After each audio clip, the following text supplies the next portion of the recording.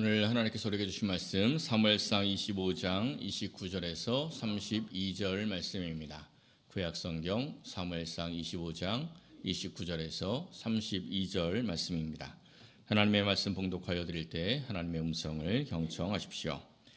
사람이 일어나서 내 주를 쫓아 내 주의 생명을 찾을지라도 내 주의 생명은 내 주의 하나님 여호와와 함께 생명 싸개 속에 쌓였을 것이요 내 주의 원수들의 생명은 물매로 던지듯 여호와께서 그것을 던지시리이다.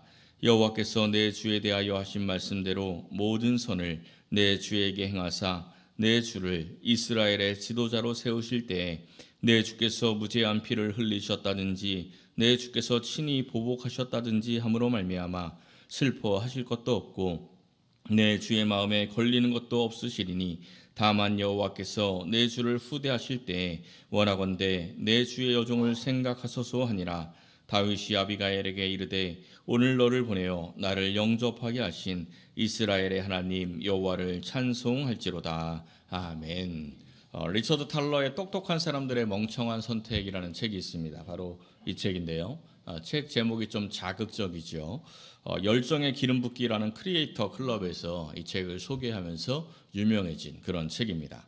1999년 코카콜라의 CEO였던 더글라스 아이베스터라는 사람이 있었는데 이 사람은 코카콜라 그 회사 역사상 최연소로 부사장을 지내고 그리고 CEO 자리까지 오른 아주 그냥 입지적인 인물입니다. 굉장히 똑똑한 사람이죠. 근데 이 사람이 어느 날 한여름에 이제 한여름 이 코카콜라를 많이 먹는 그 계절이 되면은 콜라의 가격을 일시적으로 올리겠다 이렇게 발표를 합니다. 쉽게 말하면 콜라 성수기니까 성수기에는 더 비싸게 받겠다 이런 얘기죠. 뭐 우리 휴가지에도 성수기에는 더 많이 받지 않습니까? 그와 비슷한 어떻게 보면 좀 합리적인 결정을 내린 건데 이 일로 말미암아 이 소비자들이 굉장히 폭발적으로 분노를 하면서 불매 운동을 합니다. 그래서 그해 여름에 이 콜라의 매출액이 30%를 급락하면서 결국은 CEO 자리에서 해고가 됩니다.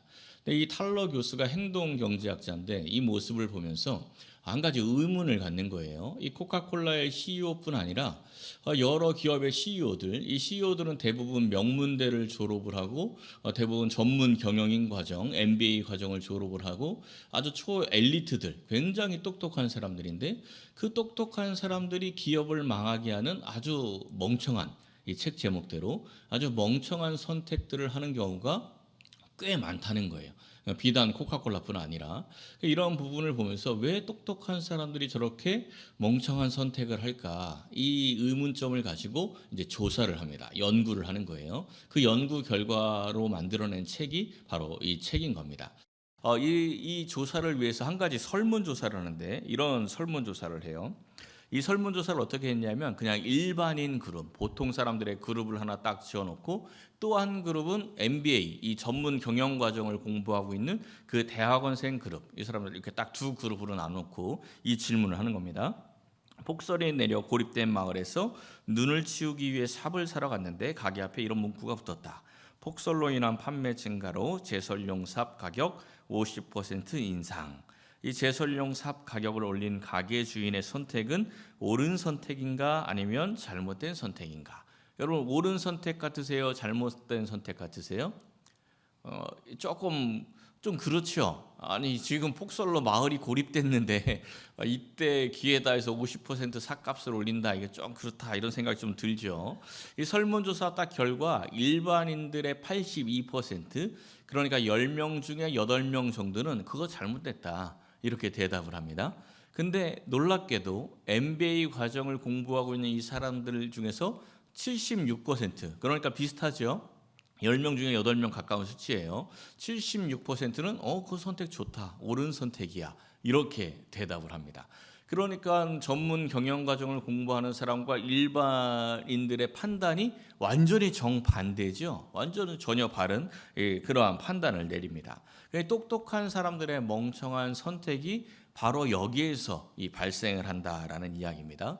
이 수많은 경영학 이론들을 공부하고 아주 많은 이론들을 공부했던 그러한 사람들은 딱 이론을 바탕으로 해서 야 마을 고립됐다. 삽이 반드시 필요하다. 이때 값을 올리면 많은 돈을 벌 수 있다. 딱 이런 이제 결론이 나는 거예요. 그래서 이 삽을 비싸게 팔아도 좋다, 돈 벌기 좋은 기회다, 이렇게 판단을 내리는 거죠. 근데 일반인들은 왜 옳지 않다 이렇게 생각을 합니까? 야, 마을이 고립됐는데 그걸 파는 사람이 그러면 안 되지, 이렇게 딱 생각을 하는 거예요. 그러니까 마을이 고립된 그 심각한 상황, 그리고 이 삽을 파는 사람의 도덕심이나 책임감, 이런 감정적인 요소들을 생각을 해서 그건 옳지 않아, 이렇게 이야기했다라는 겁니다. 그러니까 인간의 선택은 돈이나 아니면 어떤 그런 수치만으로 예측할 수가 없습니다. 돈이나 수치만으로 예측할 수 있다면 주식에 실패할 사람이 없겠죠. 왜냐하면 돈이나 수치로 다 충분히 예측이 가능하게 된다면. 근데 그렇게 되지 않는다는 겁니다. 그러니까 이 리처드 탈러 교수의 이 결론은 돈이나 수치 위에 있는 그 인간의 감정, 인간의 심리적인 요소, 이것을 고려해야 한다. 이것이 이제 이 책이 이야기하는 그러한 결론입니다. 근데 이 책에서 이야기하는 내용을 우리의 신앙에도 그대로 적용할 수가 있습니다. 때로 보면 분명히 평소에 아주 믿음이 좋은 사람이었는데, 아주 믿음이 출중한 사람인데 아주 너무나 어이없게도 불신앙적인 선택을 하면서 신앙적으로 무너지고 영적으로 실패하는 그러한 경우들을 우리가 종종 볼 수 있습니다. 왜 그럴까요? 똑똑한 사람들이 멍청한 선택을 하는 이유가 뭐였습니까? 똑똑한 사람들이 멍청한 선택을 하는 이유는 돈이나 이런 상황, 그 수치에만 집중하기 때문입니다. 사람의 마음, 사람의 감정은 배제하고 이런 수치에만 집중하다 보니까 멍청한 선택을 하는 거예요. 신앙도 똑같다는 겁니다. 믿음의 사람들이 불신앙적인 선택을 하는 것은 마치 감정을 배제하는 것처럼 자기의 그 신앙적인 요소, 믿음의 요소를 배제하고 당장 처한 그 환경, 그런 상황에만 집중을 하다 보니까 불신앙적인 선택, 그러한 실수를 하게 된다라는 이야기입니다.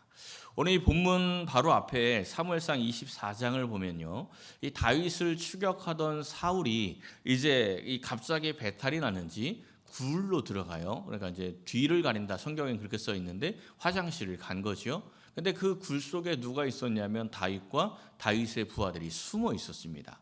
이제 다윗을 죽이겠다고 그토록 쫓아왔던 사울이 지금 다윗 앞에, 눈앞에 딱 온 거예요. 죽이기만 하면 모든 어려운 상황들 끝나고 다윗이 이제 왕으로 등극할 수 있는 아주 결정적인 기회가 찾아온 겁니다. 그때의 상황을 한번 보세요. 이때의 상황에 이 다윗의 신하들이 그런 이야기를 하죠. 이 왕을 죽이라는 거예요. 왜냐하면 이 왕만 죽이면 모든 고난이 끝나니까 다윗에게 지금 하나님이 기회를 주셨습니다, 빨리 죽이십시오, 이렇게 권면했다는 겁니다. 근데 다윗이 어떻게 했대요? 그렇게 하지 않아요. 왜 안 죽였답니까? 일단 우선은 사울이 여호와의 기름 부음 받은 자니까 나는 죽일 수 없다. 근데 이건 부차적인 이유입니다. 결정적인 이유가 12절에 나오죠. 여호와께서는 나와 왕 사이를 판단하사 여호와께서 나를 위하여 왕에게 보복하시려니와 내 손으로는 왕을 해하지 않겠나이다. 이게 무슨 이야기예요? 지금 사울이 자기를 끊임없이 괴롭히고 끊임없이 죽이려고 하고 있는데, 만약에 정말 사울이 잘못하고 내가 잘하는 것이라면 하나님이 판단하시고 하나님이 사울을 벌하시지, 내가 판단해서 사울이 나쁜 놈이니 내가 사울을 죽일 거야, 이렇게 하는 것은 사람의 일이 아니라는 겁니다. 판단과 그리고 모든 보복을 하나님께 완전히 맡기는 그러한 모습을 보입니다. 이러한 믿음은 아무나 가질 수 있는 믿음이 아닙니다. 나를 괴롭히는 사람을 하나님께 판단을 맡긴다? 이건 쉬운 일이 아니에요. 다윗의 믿음이 굉장히 성숙하고 굉장히 크다는 걸 알 수 있습니다. 그런데 바로 다음 장인 오늘 본문을 보면 다윗이 나발을 죽이겠다고 아주 분노하여서 나발을 죽이러 달려가는 그러한 모습이 나옵니다. 이전과는 전혀 다른 불신앙적인 선택을 하는 거죠. 하지만 달려가다가 막으시는 하나님의 뜻을 발견하고 돌이켜서 실수를 범하지는 않습니다. 사랑하는 성도 여러분, 오늘 이 말씀을 상고하면서 우리도 이 삶에 잘못된 궤도가 있다면 그것을 수정할 수 있는 영적 지혜를 얻으시기를 예수님의 이름으로 간절히 축원합니다. 첫째는 감사를 아는 지혜가 있어야 합니다. 이 25장은 사무엘이 죽은 후에 다윗이 이제 바란 광야로 내려가는 이야기로 시작을 합니다. 이 바란 광야에서 나발과의 사건이 일어나는 거예요. 먼저 이 나발에 대한 소개가 나오는데 한번 보세요. 2절부터 보면 나발에 대한 소개가 나와요. 근데 이제 평소에 이 사람을 소개할 때하고는 조금 차이가 있습니다. 어떤 차이가 있는지 혹시 아시겠습니까? 보통 이 나발을 여기서 이제 나발의 소개를 한다면은 나발이라는 사람이 있는데 그는 심히 부자였다. 이게 이제 일반적으로 소개하는 방법이죠. 근데 여기서는 어떻게 소개를 하고 있습니까? 심히 부자가 있는데 그 사람의 이름은 나발이다. 이렇게 이야기를 해요. 그러니까 거꾸로 소개가 되고 있죠. 이 성경에서 나오는 이 사람의 이름은 그 사람의 인격, 그 사람의 본질, 그 사람의 정체성을 상징할 때가 굉장히 많습니다. 근데 이 나발을 소개할 때 이 사람은 부자인데 그의 이름이 나발이야. 이렇게 소개를 하는 걸 보면 이 사람, 이 나발이라는 사람은 인격보다 뭐가 앞서 있다?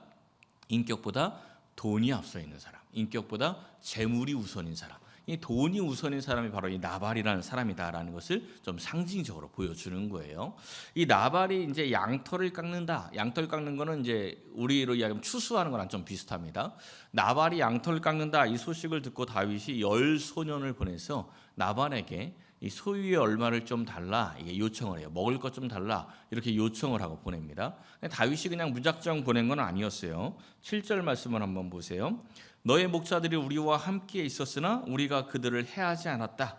우리가 너의 목자들을 지켜서 니네 목자들이 이 광야에 있는 동안 잃은 것이 하나도 없었다. 이런 이야기를 해요. 그러니까 쉽게 말해서 우리가 니네 재산을 보호해 줬으니까 그 보호에 대한 그 대가, 보호비를 좀 달라. 이런 이야기를 하는 겁니다. 그랬더니 나발이 이렇게 대답을 해요. 10절을 보니까 이 세 아들이 누구냐? 다윗이 누구고 이 세 아들이 누구냐? 요즘 주인에게서 도망치는 사람들이 많다는데 다윗이 그런 도망자가 아니냐? 내가 어찌 내 떡과 내 물과 내 고기를 누군지도 알지도 못하는 그들에게 주겠느냐? 이렇게 이야기합니다. 다윗을 좀 조롱하죠. 야, 내가 니네들이 뭘 했다고 니들한테 내가 보호비를 줘? 이런 이야기를 하는 겁니다. 근데 이 나발의 반응이 사실 부당해 보이진 않아요. 나발의 입장에서 한번 생각을 해보십시오. 여러분들이 작은 가게를 하나 열었어요. 작은 가게를 하나 열어서 영업을 하고 있는데 어느 날 한 무리의 사람들이 우르르 몰려오더니 그렇게 이야기하는 거예요. 여기는 우리 구역인데 우리가 항상 이곳을 지키고 있으니까 보호비를 좀 주시오. 이렇게 얘기를 했어요. 그럼 여러분 어떻게 하겠습니까? 아 몰랐네. 그동안 보호해 줬어요. 이러면서 막 보호비를 주겠습니까? 영업하는 데 가서 여기 우리 나발이니까 보호비 주세요. 이렇게 이야기하는 사람들이 누굽니까? 조폭이죠. 조폭들이 그렇게 하잖아요. 다윗의 모습이 마치 좀 조폭처럼 우리가 그동안 보호해줬으니 보호비를 달라 이렇게 이야기하는 것처럼 보이는 거죠. 나발이 안 준다 했더니 다윗이 400명의 군사를 끌고 나발을 공격해 갑니다. 굉장히 지금 시대로 생각해 보면 아주 좀 무자비해 보이고 조직폭력배 같아 보이고 옳지 않아 보이는데 사실 이것은 이 시대 문화로 생각을 해야 합니다. 이 다윗 시대는 나라가 완전하게 이루어져 있던 시대는 아닙니다. 그래서 이 어떤 하나의 그런 무리들로 이어서 살고 있었는데 약탈을 해서 수입을 얻는 것이 하나의 비즈니스였어요. 그냥 사업입니다. 그냥 약탈을 하고 다녀요. 약탈을 하면서 그 약탈한 것으로 자기의 수입원으로 삼는 거죠. 다윗에게 모여있던 사람들이 어떤 사람이었죠? 환난당한 자, 빚진 자, 마음이 원통한 사람. 이 환난당하고 빚지고 마음이 원통한 사람들이 다윗에게 우르르 몰려올 때 돈을 갖고 식량을 갖고 왔을까요? 털털 빈손으로 왔을까요? 거의 대부분 빈털터리로 왔겠죠. 이 사람들 누가 먹여 살려야 합니까? 다윗이 다 먹여 살려야 하는 거죠. 그러면 이제 일반적으로 약탈을 하면서 먹여 살렸을 텐데 다윗은 그렇게 하지 않았다는 겁니다. 용병업을 하고 또 이런 사설 경호원 같은 이런 일들을 하면서 양털을 깎고 추수할 때 그런 경호비를 받아서 이 사람들을 먹여 살리고 있었다 이런 이야기입니다. 그런데 이 나발이 그에 대한 대가를 안 주는 거예요. 다윗이 도망자니까 내가 그를 무시한다 이런 이야기죠. 이 나발이 거절을 했던 말을 한번 보십시오. 이 말씀은 이제 성경에 기록된 말씀 그대로 가져온 게 아니고 히브리어 성경을 문법적으로 그냥 번역을 하면 어떻게 되는지 그대로 직역을 해서 제가 이제 다시 새롭게 번역을 한 거예요. 원어 그대로 번역을 하면 이렇게 됩니다. 어떤 단어가 많이 나옵니까? 네라는 단어가 계속 나오죠. 내가. 이 네라는 단어가 우리 성경에는 3번 나오지만 원어 성경을 보면 히브리어 성경을 보면 네라는 단어가 8번 나와요. 문법적으로. 그러니까 지금 이 나발의 중심은 철저하게 나만 있는 거예요. 이 나발의 말을 보면 예수님의 비유 가운데 어리석은 부자가 했던 말하고 굉장히 비슷하다는 것을 알 수 있습니다. 어리석은 부자가 이렇게 이야기를 해요. 여기도 뭐가 많이 나옵니까? 내가가 많이 나오죠. 이 내가가 여기 보면 4번 나와요. 우리 성경엔. 근데 이것도 역시 원래 헬라어 성경으로 보면 내가 12번 나옵니다. 이 짧은 구절에. 그러니까 어리석은 부자나 나발이나 철저하게 내가 중심인 거예요. 우리 몇 주 전에 다윗이 내가 이거 많이 했던 거 기억나죠? 성경에서 내가가 많이 나오면 영적으로 어떤 상태라고 이야기했죠? 영적으로 안 좋은 상태. 이 사람들은 지금 하나님의 시선으로 보는 사람들이 아니고 내 시선으로, 내 중심으로 살아가고 있는 사람들이 이 어리석은 부자나 이 나발의 모습이었다라는 겁니다. 이 나발이 다윗을 조롱하고 보내는 것을 본 이 하인들이 여주인 아비가일에게 가서 즉시 보고를 합니다. 15절부터의 말씀을 보면 약탈하지 않은 것 자체에 대해서 그들이 우리를 선대했다 이런 이야기를 하죠. 또 다윗이 우리에게 담이 되어 주었다 이런 이야기를 해요. 그러니까 실제로 다윗이 나발의 재산들을 경호해 주고 있었다는 것을 알 수가 있습니다. 그런데 이 나발이 다윗이 보호해 준 것에 대한 감사가 전혀 없는 겁니다. 왜 감사가 전혀 없을까요? 한번 상상을 한번 해보세요. 만약에 나발의 이 재산들이 막 약탈당하고 있는데 한 100이면 그 중에 한 50쯤 약탈당하고 있는데 다윗이 달려와서 건져줬어요. 구원해줬습니다. 그래서 재산이 50은 지켰어요. 그럴 때 이 다윗에 대한 감사가 있을까요? 없을까요? 그땐 감사하죠. 다 털릴 뻔했는데 지켜줬으니까 얼마나 감사합니까? 또 아니면 다윗이 맨날 와서 약탈해 가는 거예요. 맨날 와서 약탈해 가다가 양털 깎는 날 딱 다윗이 오더니 이봐 나발, 그동안 우리가 맨날 약탈해 갔는데 이제 우리도 좀 안면도 트고 했으니까 더 이상 약탈 안 할게. 대신 오늘 양털 깎는 것 중에서 먹을 것 좀 챙겨줘. 이러면 나발이 챙겨줬을까요? 안 챙겨줬을까요? 당연히 챙겨줬겠죠. 그러니까 약탈 당했을 때 막아줬으면 감사하고 또 늘 약탈하다가 약탈 안 하겠다고 하면 감사한데 평소에 항상 안전하게 지켜주면 감사가 없는 거예요. 누구랑 비슷합니까? 누구랑 비슷해요? 왜 말을 못하세요? 우리랑 비슷하지 않습니까? 우리도 하나님이 평소에 안전하게 늘 지켜주시고 늘 그냥 살게 해주시고 늘 걸어 다닐 수 있게 해주시고 먹게 해주시면 감사가 전혀 없습니다. 언제 감사하죠? 뭔가 몸이 그냥 엄청나게 아프다가 좀 치유가 되거나 아니면은 뭔가 완전히 엄청나게 잃어버렸다가 다시 좀 겨우겨우 회복을 하거나 이러면 그때는 하나님 감사합니다 이렇게 이야기를 하죠. 평소에 지키시는 하나님에 대한 은혜와 감사가 우리가 참 그 감사를 찾기가 어렵다라는 겁니다. 이 나발에 대해서 뭐라고 이야기하냐면 주인은 불량한 사람이다 이렇게 이야기해요. 불량한 사람. 이 불량한 사람이 히브리어로 벤 벨리얄 이렇게 이야기합니다. 파멸의 사람, 무가치한 사람, 벨리알의 아들.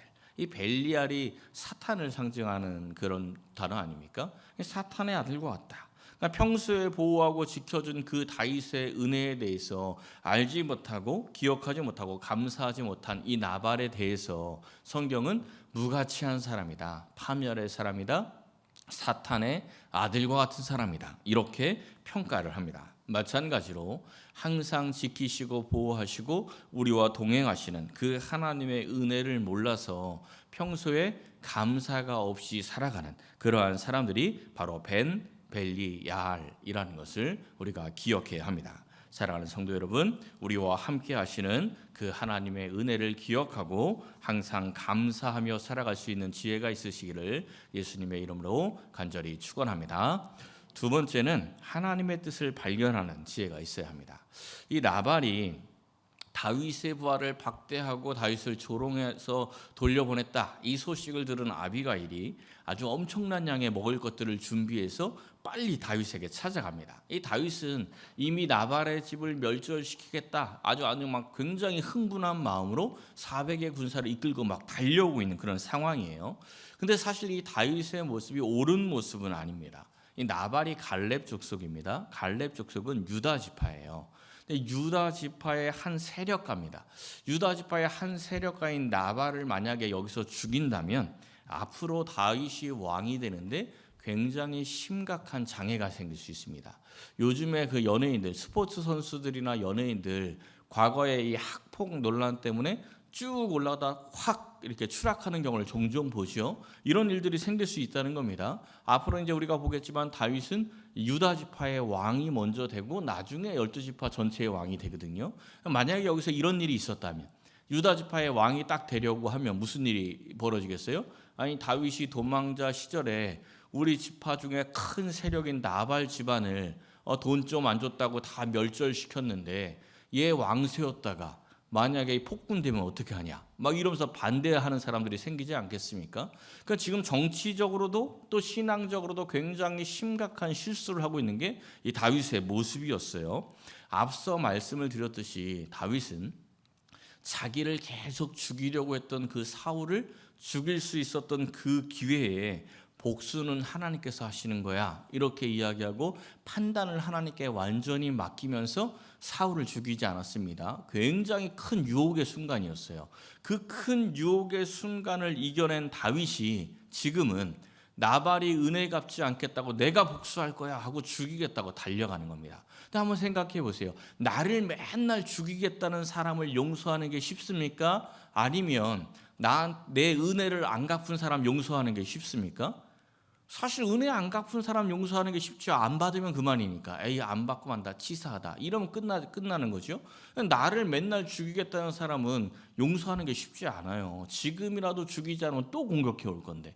또 분방 공격해 올 건데 이 사람을 살려준다? 이건 쉽지 않거든요. 근데 다윗이 그 사울을 용서했습니다. 살려줬어요. 아주 큰 유혹에서 이겨낸 거지요. 근데 그 큰 시험을 이긴 다윗이 이 나발 앞에서 이 작은 시험 앞에서 넘어지고 만 겁니다. 이런 일들이 굉장히 많아요. 성경에 보시면 이런 일들이 아주 많이 나옵니다. 엘리야를 생각해 보세요. 수백 명의 우상 숭배자들과 갈멜산에서 얼마나 담대하게 싸웁니까? 그런데 바로 다음 날 이세벨이 죽이겠다고 하니까 도망치다가 노뎀나무 아래 가서 하나님 내 생명을 거두어 주세요. 이러죠. 넘어진 겁니다. 베드로를 생각해 보세요. 로마의 군사들이 수백의 군사들이 예수님을 잡겠다고 확 포위를 했습니다. 그러니까 베드로가 어떻게 했죠? 칼을 꺼내 들고 대제사장 종 말구의 귀를 내리치죠. 이게 뭡니까? 수백의 로마의 군사들이 몰려와도 나는 예수님 지킬 거야. 이런 용기가 있었던 사람이 베드로예요. 근데 불과 몇 시간 뒤에 여종이 너 예수님과 같이 있었잖아 이랬더니 예수님을 모른다고 부인하고 저주하죠. 수백의 로마 군사 앞에서도 넘어지지 않았던 베드로가 그냥 여종의 한마디에 넘어집니다. 큰 일에 시험 들지 않았던 우리들이 아주 사소한 것에 넘어지는 경우가 얼마나 많이 있습니까? 우리가 길 가다가 집채만한 바위에 걸려 넘어지지 않지요. 잘 피해 다닙니다. 어디에 걸려 넘어집니까? 발목 아래에 있는 작은 돌에 걸려 넘어지는 거예요. 큰 돌에 걸려 넘어지지 않습니다. 사소한 것에 걸려 넘어지죠. 우리의 신앙의 모습이 이럴 때가 너무나 많이 있습니다. 큰 시험들 이겨놓고 작은 시험에 넘어지는 거죠. 지금 이 다윗이 그토록 믿음이 좋았던 다윗이 지금 왜 넘어져서 자기의 감정을 다스리지 못하고 이러한 일을 합니까? 21절을 한번 보세요. 다윗이 이렇게 이야기를 해요. 내가 이 자의 소유물을 광야에서 지켜 그 모든 것을 하나도 손실이 없게 한 것이 진실로 허사라. 그러니까 다윗이 이 나발의 것들을 지키면서 뭘 기대하고 있는 겁니까?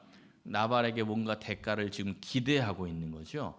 내가 기대하고 있었는데 얘가 하나도 안 주네. 내가 얘 지켜준 거 다 헛된 거였잖아. 이렇게 생각을 하고 있습니다. 섬김과 헌신에 대가가 들어가면, 대가를 원하는 마음이 들어가면 반드시 실망하게 되어 있습니다. 반드시 실족하게 되어 있어요. 섬김과 헌신, 사랑은 대가에 대한 기대가 없어야 참된 기쁨을 찾고 누릴 수가 있는 겁니다. 교회에서도 마찬가지고 가정에서도 마찬가지예요. 내가 뭔가 섬기고 헌신을 하는데 이 일로 말미암아 내가 사람들에게 인정을 받아야지, 이 일로 말미암아 교회에서 중직자로 올라가야지, 이 일로 말미암아 내 남편이, 내 아내가 나에게 어떤 더 큰 사랑을 줘야지, 이러한 기대감이 있으면 반드시 실족합니다. 왜냐하면 내가 원하는 만큼 안 오면 실족하고 넘어지게 되어 있는 거예요. 다윗이 그래서 분노하는 거죠. 실족하게 된 겁니다. 22절을 보면 그에게 속한 모든 남자를 내가 아침까지 남겨두면 하나님은 다윗에게 벌을 내리시고 또 내리시기를 원한다. 이렇게 이야기를 해요. 지금 자기가 화가 나서 자기 분풀이를 하면서 누구 이름을 끌어오고 있습니까?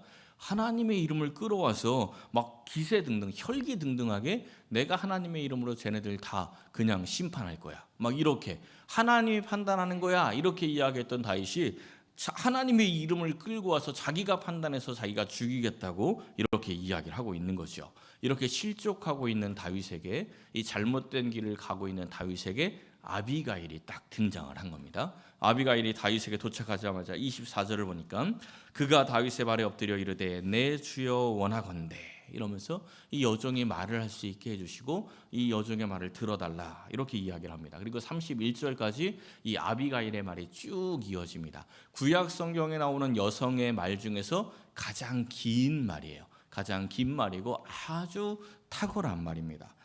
이 아비가일의 말을 딱 보면요, 이 아비가일의 믿음이 얼마나 좋은 사람인지, 또 그 시대 상황을 얼마나 잘 파악하고 있는지, 얼마나 지혜로운지를 알 수 있습니다. 아비가일은 우선 지금 다윗이 도망자 신세이긴 하지만 하나님이 택하신 왕이라는 것을 알았습니다. 그리고 반드시 다윗이 이 이스라엘의 왕이 될 것이라는 믿음이 있었어요. 그 아비가일의 말을 보면 내 주여라는 말이 계속 반복이 돼요. 그러니까 다윗이 왕이 될 것이라는 거죠. 그리고 어떤 권면을 하냐면 당신이 앞으로 왕이 될 사람인데 지금 친히 당신이 복수를 하고 친히 당신의 피를 흘리면 앞으로 이것 때문에 문제 생긴다. 이걸 이제 돌려서 이야기를 합니다. 너 앞으로 이것 때문에 어려움 생겨. 그러니까 하나님께 맡겨. 이런 말을 아비가일이 합니다. 근데 지금 다윗의 감정 상태가 어떤 상태죠? 지금 굉장히 분노하고 있는 상태 아닙니까? 굉장히 분노하고 있는 상태인데 다윗은 지금 도망자 신세이긴 하지만 한 나라의 장군이었고 또 앞으로 왕이 될 사람입니다. 근데 지금 이 분노한 다윗을 맡고 있는 사람은 그냥 여인이, 선지자도 아닙니다. 그냥 여인이고 자기가 지금 죽이겠다고 찾아가는 나발의 아내일 뿐입니다. 이 잘 아시겠지만 구약 시대의 여성들은 거의 인권이 없었어요. 지금 이 중동 지방 그 여성들처럼 인권이 없습니다. 그런데 그 한 여인이 찾아와서 이야기를 하는데 이 분노한 다윗의 감정이 착 가라앉습니다. 이 분노한 상황에서는 사람들의 말이 잘 안 들리거든요. 착 가라앉아요. 그리고 아비가일에게 이렇게 이야기를 해요. 아비가일에게 이르되 오늘 누가 너를 보냈대요? 너를 보내요. 누가 보냈습니까? 하나님이 아비가일을 보냈다, 이렇게 말씀을 해요. 그리고 하나님을 찬송하죠. 그러니까 지금 다윗이 하나님을 찬송하는 게 하나님께서 다윗에게 뭔가 주어서 찬송하는 게 아니고 다윗을 막아 주어서 하나님께 지금 찬송하고 있는 겁니다. 내 잘못을 알게 해주신 하나님 감사합니다. 이렇게 하나님을 찬송하는 거죠. 이게 굉장히 어려운 일입니다. 우리가 무엇인가 막 하려고 하는데 어떤 길을 막 가고 있는데 누군가 와서 나를 막는 거예요. 내가 가고 있는 그 길을 막는 거예요. 그럴 때 어떤 마음이 듭니까? 더군다나 우리의 마음이 이 감정 상태가 좋지 않은 상황 속에서 그런 일이 생기면 분노하게 돼 있습니다. 그리고 하나님이 막으신다는 생각을 안 하고 사람이 나를 막고 사람이 나를 방해한다는 생각이 들죠. 더 분노하거나 시험 드는 경우가 많이 있어요. 근데 이 다윗은 이 상황 속에서 하나님이 나를 막으신다라는 깨달음이 딱 왔다는 겁니다. 하나님이 막으신다라는 깨달음이 오니까 바로 하나님을 찬송하고 있어요. 우리들은 내가 가는 길이 형통해야지만 하나님 찬송하지 않습니까? 내가 계획한 것들이 착착착 이루어져야 하나님을 찬송하죠. 근데 다윗은 자기가 가는 길이 막혀도 하나님을 찬송하고 자기의 계획이 꼬여도 하나님을 찬송하는 거예요. 이렇게 찬송할 수 있었던 이유가 뭐죠? 지금 자기를 맡고 있는 아비가일을 통해서 하나님의 음성을 들었기 때문입니다. 하나님께서 우리에게 여러 가지 통로로 말씀해 주십니다. 꼭 이 성경을 읽을 때만 하나님의 말씀이 보이고 또 설교를 통해서만 하나님의 음성이 들리는 게 아니라 상황을 통해서도 하나님이 말씀하시는 거예요. 다윗에게 하나님께서 아비가일을 통해서 말씀해 주시지 않으셨습니까? 그것처럼 어떤 상황을 통해서, 때로는 다른 사람을 통해서, 때로는 내 자녀를 통해서, 부모를 통해서, 친구를 통해서, 또 심지어는 TV 드라마를 통해서, TV를 보고 있는데 드라마에서 갑자기 은혜로운 말이 막 들릴 때가 있지 않습니까? 그러니까 모든 상황 가운데 하나님께서 우리에게 하나님의 뜻을 보여주신다는 겁니다. 그러니까 성도는 항상 모든 삶 가운데 하나님의 뜻을 발견하려고 애써야 합니다. 하나님께서 지금 이렇게 말씀하시는가? 이런 것들을 늘 묵상하고 생각해야 한다는 것이죠. 그렇게 할 때 우리가 하나님의 뜻을 찾고 발견할 수가 있다라는 겁니다.